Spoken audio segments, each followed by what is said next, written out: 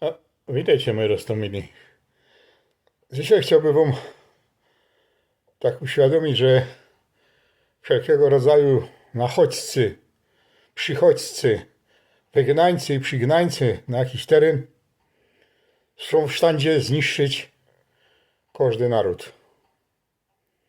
Naród śląski, do którego macierzą jest Wielkie Księstwo Morawskie, w skład którego wchodziły Morawy, Śląsk i Czechy, jest, jak to gadają, macierzą, która wprowadziła naród śląski do chrześcijaństwa. Metody Rostomajte, to tam gadają Cyryl i jego metody.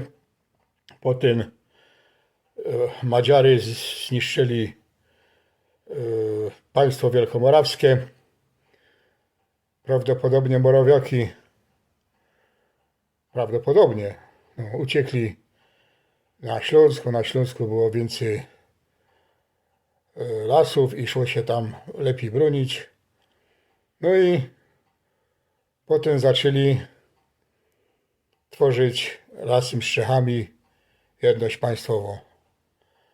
No a jak Polska zaczęła powstawać, no to na zasadach wiana zaczęli skierować nad terenem Śląska przez krótki czas Poloki. Potem wrócił Śląsk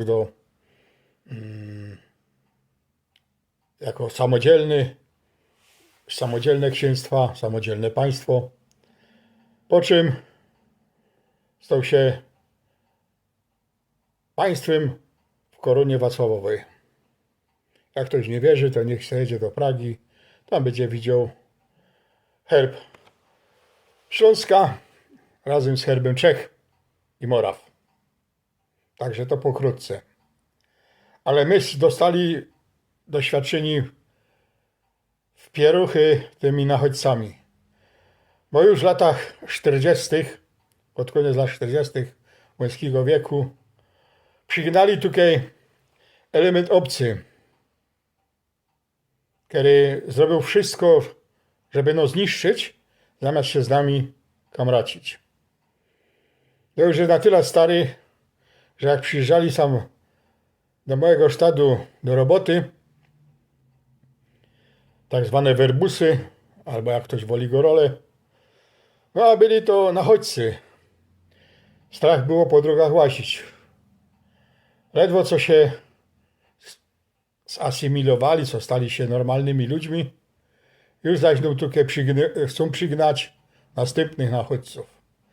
I państwo, które reskieruje teraz tym, co się zowie Śląskim, po raz wtóry chce zniszczyć nasza kultura, nasz język i nasza etniczność.